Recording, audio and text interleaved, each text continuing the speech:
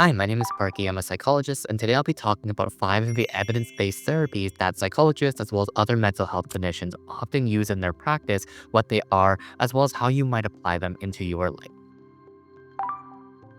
So let's get started. The first one is cognitive behavioral therapy, otherwise known as CBT. And fundamentally, the idea behind CBT is that whenever a situation happens, we tend to have an automatic thought, like something that just pops up in our mind in response to a situation. And in that, there's a cascade of also different emotions, physical sensations, and behaviors. So, an example I often use with my patients is, let's say you're walking down the street and you see a friend and you wave at them, but they kind of just like ignore you. What would be your thought in that moment? So for some people, it might be, oh, maybe that person just didn't notice me, or maybe they're having an medical emergency and they need to kind of get out of there. Or for other people, they might think, well, maybe that person ignored me, or maybe they just don't really like me anymore. And as you can imagine, the different types of thoughts or interpretations that we have to the same situation can change our emotions, our physical sensations, and how we respond to the situation. So some people might get really angry and be like, oh my gosh, like that person ignored me. How dare they? Or other people might be really anxious. Well, maybe they don't like me anymore and they get sad. So the way that we kind of interpret a situation, our automatic thoughts can kind of lead us down to a path of depression or anxiety, or it can kind of lead us into no particularly strong emotion at all. Like, for example, the person who just didn't think much about it and was like, oh, maybe that person just didn't notice me. They're not going to have the same reaction. And you can apply this framework to basically any type of situation, like in the context of social anxiety. Maybe the context is that you're talking to someone at a party and you have the automatic thought, oh, this person probably doesn't really like me. They think I'm boring. And your behavior in that moment is to get out of the situation or start kind of slowing down how much you're talking to that person, or you're avoiding social conversations in general. Or in the context of, let's say, sleep and insomnia, maybe your thought when you're awake at night is, oh, I'm never going to be able to fall asleep and tomorrow is going to be horrible. And as you can imagine, in that situation, you're going to be pretty anxious and fearful, and it's going to make it harder for you to sleep. So the idea in CBT then is that we look at these unhelpful thoughts and these behaviors and see where we can get out of this sort of anxiety trap or depression trap or insomnia trap, and how do we navigate these interpretations and these behaviors or responses to get us out of this trap and get back on track. So one way that we can do so is to target the specific thought. So if I have a thought like, I'm really boring, or I'm a terrible student because I failed this exam or didn't do so well on that assignment, is there a way that we can look at that particular thought and look at its either validity, how true it is, and kind of examine the evidence, or to look at its utility? Is it even a helpful thought to begin with? And as a result, we can kind of change or modify that scary thought to be able to come out with one that feels a little bit more consistent with reality and reduces our distress.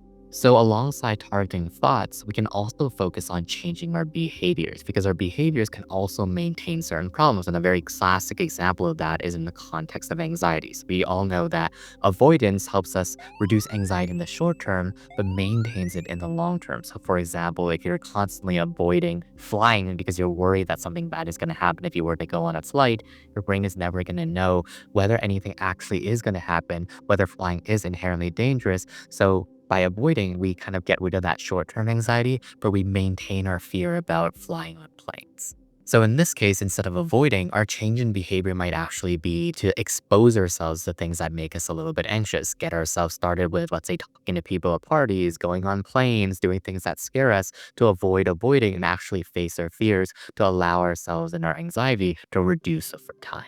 So, alongside cognitive behavioral therapy, a second evidence-based treatment is known as acceptance and commitment therapy, otherwise known as ACT.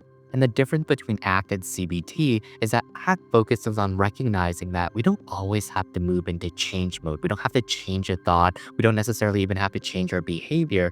But what we can do is to change our relationship with the thought and realize that thoughts are simply thoughts. They are not facts. So oftentimes when we have a thought like I'm a loser or I'm worthless, we feel very fused to that thought. Like we think, oh my gosh, like I have this thought, it must be true.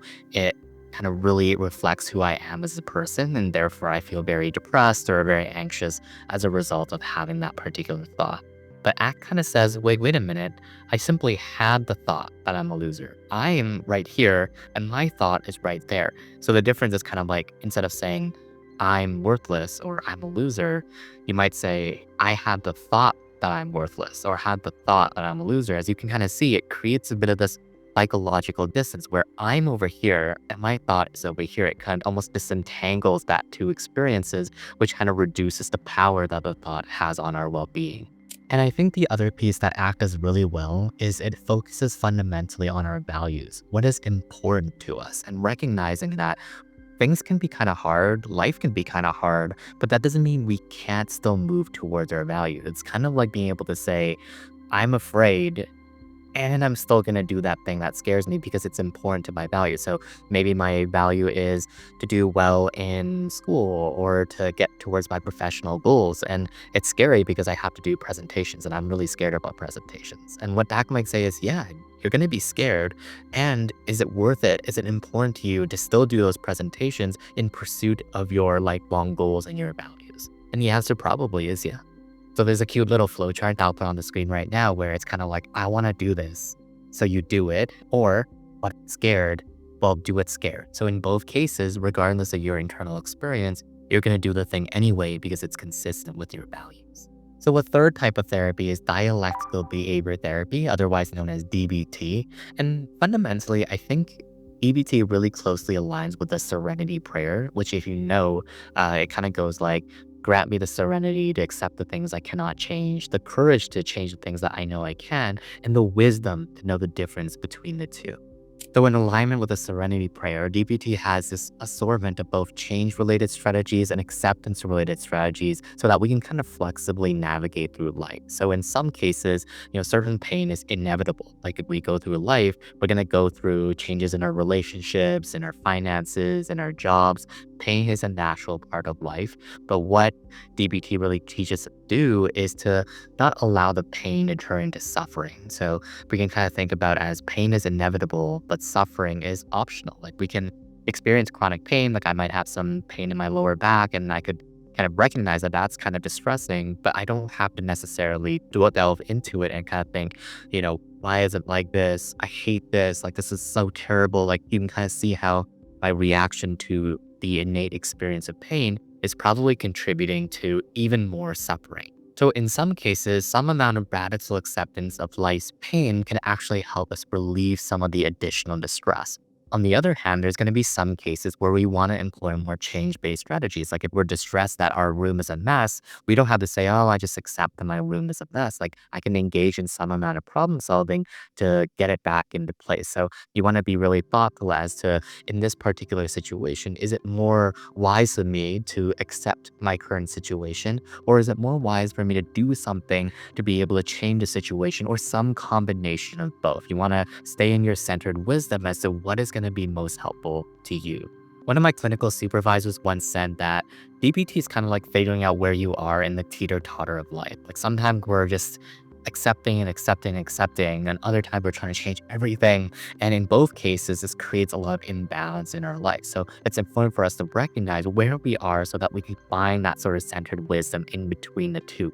Like, for example, some people kind of almost like disassociate and they like push and resist all types of emotional expression. Like they just hide everything away and push everything and bottle everything inside. And for those people, it might actually be quite helpful for them to allow for some of that emotional expression to come out and allow ourselves to feel sad or angry or disappointed sometimes. And for other people, they might always be in sort of like an overwhelmed state. And for them, they might actually benefit from some amount of distress tolerance and emotion regulation to kind of bring their sort of physiological baseline back into sort of a more neutral position. So a fourth evidence-based therapy is humanistic therapy. And this comes from the idea of Carl Rogers, where essentially he didn't think that we needed all the sort of bells and whistles when it comes to therapy and providing all these different techniques. And instead, that he believed that each person already has innate wisdom and the sort of innate skills to be able to get to their ideal self. And he believed that therapists really had to just provide three fundamental ingredients to allow patients to move towards their ideal self, which was unconditional positive regard, loving the person in front of them just by virtue of who they are, accurate empathy. So does it seem like the therapist really understands what the other person or the patient is going through? And genuineness, that the patient and the therapist in particular, is being very authentic and genuine in their approach to therapy, in the way that they interact with the person. And if you were to just have those three ingredients and allow for that space, the person is naturally going to start moving towards the person that they want to become. And finally, the fifth evidence-based therapy is something called psychodynamic therapy. And psychodynamic therapy has made some changes over time. It began with kind of like the Freudian era, and nowadays people kind of still employ some of the specific strategies and that kind of like ixnate some of the other ones. But one of the fundamental ideas about psychodynamic therapy I think is really important is understanding how our early childhood relationships and attachment styles have impacted our current behaviors. So one example of this might be a child who very early on kind of learned the lesson that they were a bit of a bother. Like, mom and dad never really paid much attention to them. And every time that they tried to ask them for something, they would be like, talk to me later, or why don't you go ask somebody else? Like, stop bothering me right now. So this child is going to learn the lesson that they are a bother, and that's going to express itself in different ways as an adult. Like, they might decide they don't want to interact too much with other people, or they don't want to create too much close or intimate relationships because they worry they're going to be taking up another person's time or annoying them, or they're going to minimize their um, discussions and how much they're talking to other people because they worry that they're going to be a bother. That's a lesson that they learned as a young child. So a strategy I often find quite helpful for these individuals is to be able to first validate the function of their behaviors. It makes perfect sense that person A decides to minimize their interaction with other people if they feel like other people have treated them like a bother, or person B gets angry every time that people kind of make them feel uncomfortable because the strategy was really helpful in the past to make sure that people didn't make fun of them, but also helping them recognize that their current present situation is different from their situation in the past. That even if mom and dad kind of made it clear that they kind of felt like a bother to them, on the other hand, maybe their friends or the people around them right now really do care about them, and their behaviors right now no longer serve that same function. It's now pushing people away, even though they really do want to make close connections with you. So what we can do then is that we can honor how our behaviors served us in our past, recognize that our present is not the same as our past, so that we can feel a little bit more tethered from the things that happened to us, from their traumas and all the things that happened to us as a child, and recognize that what's happening in our current present moment isn't necessarily the same. So how can we choose more effective behaviors that will serve us towards our goals in the future? Anyway, I hope this video was helpful to learn a little bit more about the different types of evidence-based therapies. If you're interested in a little bit more of a deeper dive into the different skills and principles of cognitive behavioral therapy, I'll put the video somewhere in the screen over here. Otherwise, thanks for watching as always. Take good care. Bye-bye.